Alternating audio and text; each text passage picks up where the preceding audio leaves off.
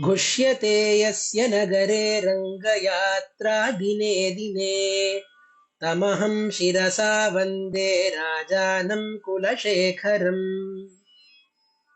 श्रीवल्लभेति वरदेति दयापरेति भक्तप्रियेति भवलुण्ठनकोविदेति नाथेति नागशयनेति जगन्निवासेत्यालापनं प्रतिपदं कुरु मे मुकुन्द। जयतु जयतु देवो देवकीनन्दनोऽयं जयतु जयतु कृष्णो वृष्णिवंशप्रदीपः जयतु जयतु मेघश्यामलः कोमलाङ्गो जयतु जयतु पृथ्वीभारनाशो मुकुन्दः।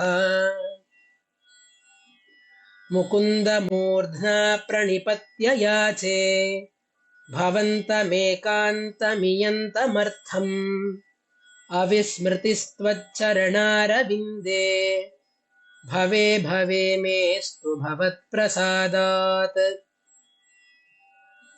नाहं वन्दे तव चरणयोर्द्वन्द्वमद्वन्द्वहेतोः कुम्भीपाकं गुरुमपि हरे नारकं नापनेतुम् रम्या रामा मृदुतनुलता नन्दनेनापि रन्तुम् भावे भावे हृदयभवने भावयेयं भवन्तम् नास्था धर्मेण वसुनिचयेनैव कामोपभोगे यद्यद्भव्यं भवतु भगवन् पूर्वकर्मानुरूपम् एतत् प्रार्थ्यं मम बहुमतं जन्म जन्मान्तरेऽपि त्वत्पादाम्भोरुहयुगगता निश्चला भक्तिरस्तु।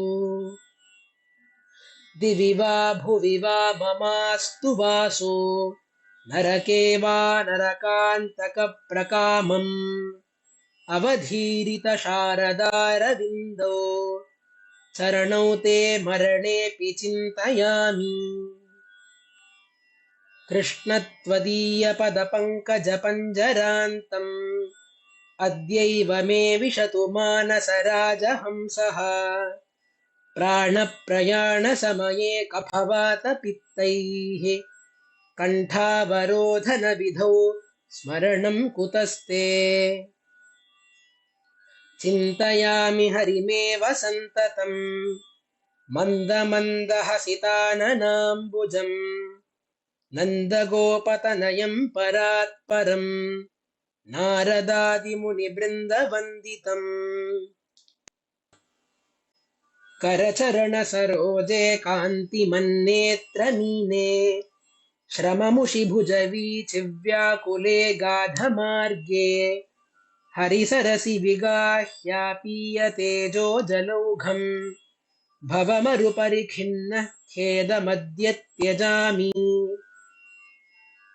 सरसि जनयने सशङ्खचक्रे उरभिदिमा विरमस्वचित्तरन्तुम् सुखतरमपरं न जातु जाने हरिचरणस्मरणामृतेन तुल्यम्।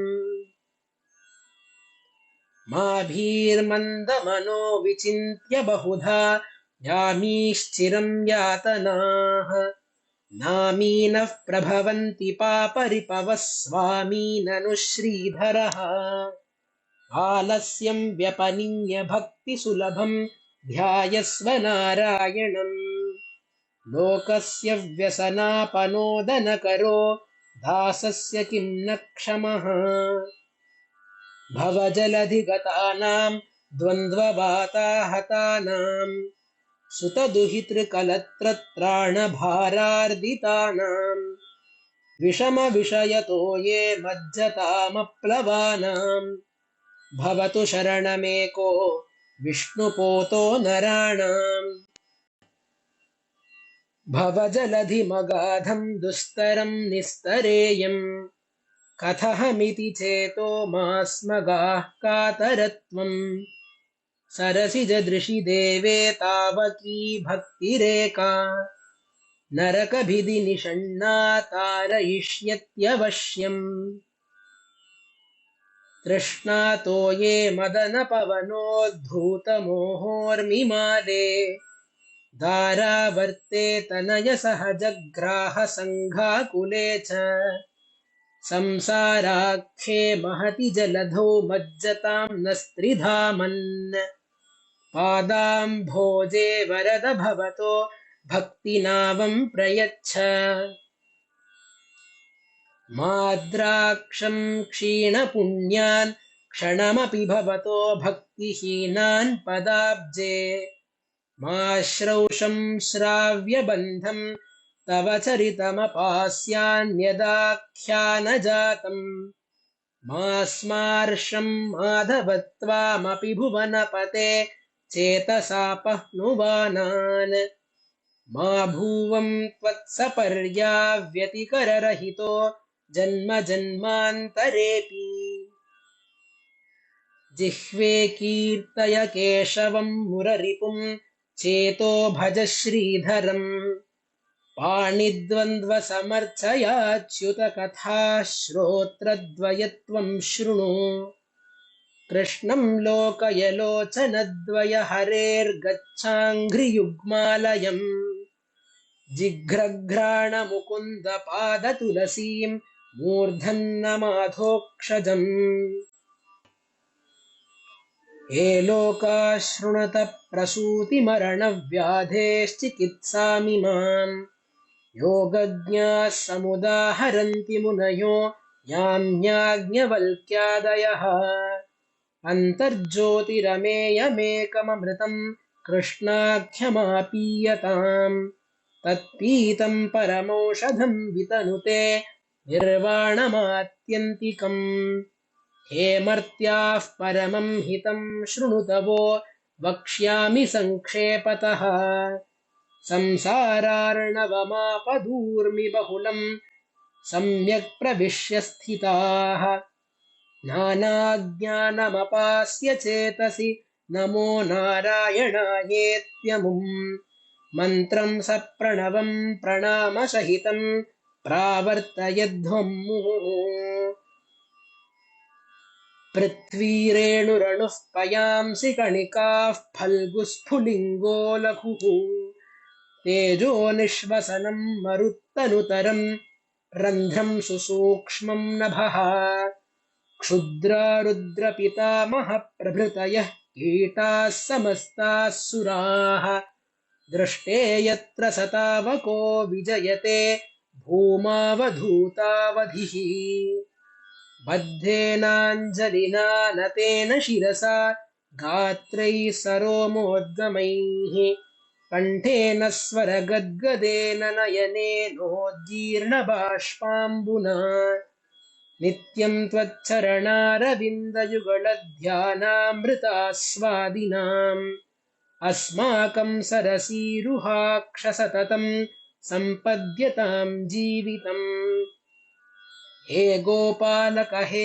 कृपाजलनिधे हे सिन्धुकन्यापते हे कंसान्तक हे गजेन्द्रकरुणापारीण हे माधव हे रामानुज हे जगत्त्रयगुरो हे पुण्डरीकाक्ष माम् हे गोपीजननाथ पालय परं जानामि न त्वां विना भक्तापाय भुजङ्गगारुडमणिस्त्रैलोक्यरक्षामणिः गोपीलोचन चातकाम्बुदमणिः सौन्दर्यमुद्रामणिः यः कान्तामणिरुक्मिणी घनकुचद्वन्द्वैकभूषामणिः श्रेयो देवशिखामणिर्दिशतु नो गोपालचूडामणिः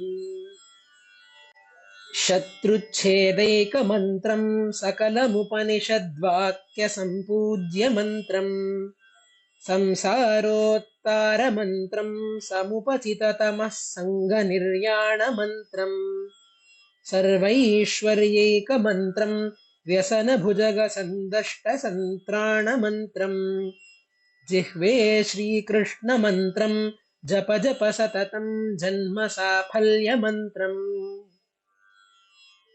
व्यामोहप्रशमौषधम् मुनिमनोवृत्तिप्रवृत्त्यौषधम् दैत्येन्द्रार्तिकरौषधम् त्रिभुवनी सञ्जीवनैकौषधम् भक्तात्यन्तहितौषधम् भवभयप्रध्वंसनैकौषधम् श्रेयः प्राप्तिकरौषधम् पिब मनः श्रीकृष्णदिव्यौषधम्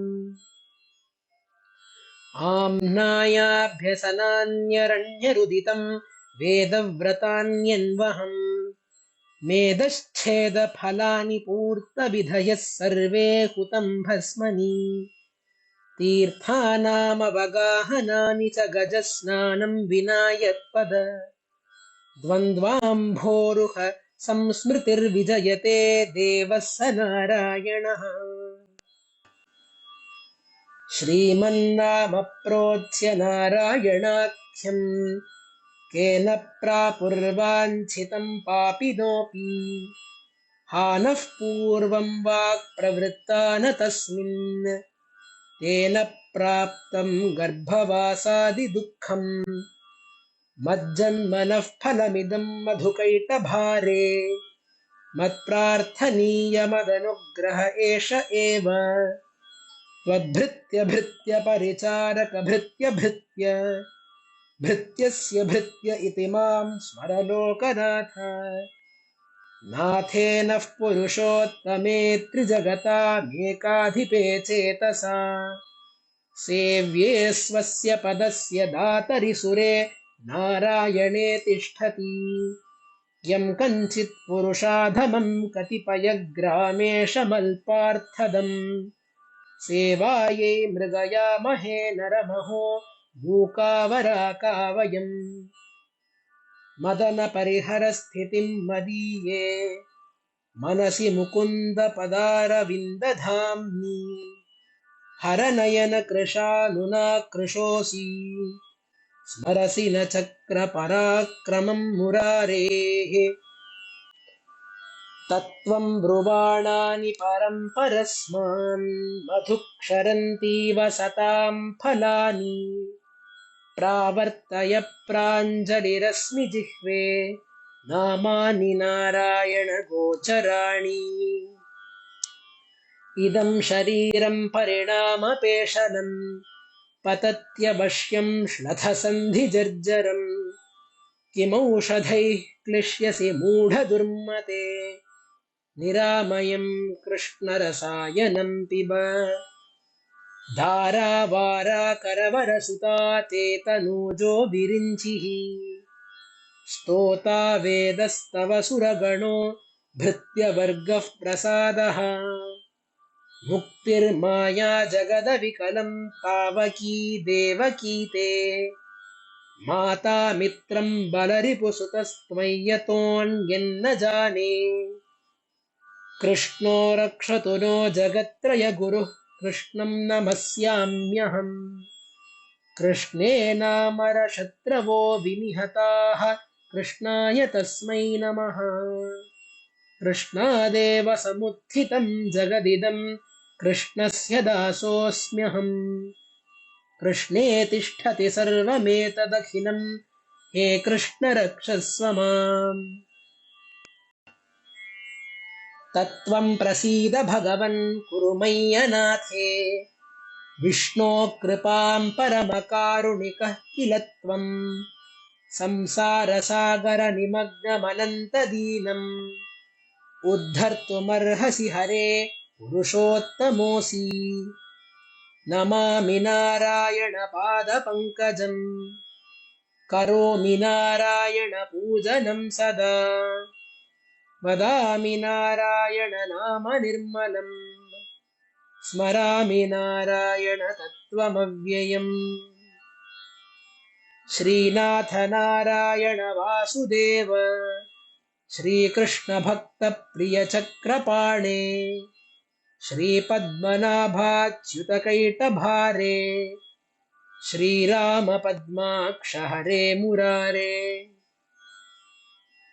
अनंत वैकुंठ मुकुंद कृष्ण गोविंद दामोदर माधवेति वक्तुं समर्थोऽपि न वक्ति कश्चित्। अहो जनानां व्यसनाभिमुख्यम् ध्यायन्ति ये विष्णुमनन्तमव्ययम्। हृत्पद्ममध्ये सततं व्यवस्थितम् समाहितानां सतताभयप्रदम्। ते यान्ति सिद्धिं परमां च वैष्णवीम्। क्षीरसागरतरङ्गशीकरा सारतारकितचारुमूर्तये भोगिभोगशयनीयशायिने माधवाय मधुविद्विषे नमः। यस्य प्रियौ श्रुतिधरौ कविलोकवीरौ मित्रे द्विजन्मवरपद्मशरावभूताम् तेनाम्बुजाक्षचरणाम्बुजषट्पदेन राज्ञा कृताकृतिरियं कुलशेखरेण।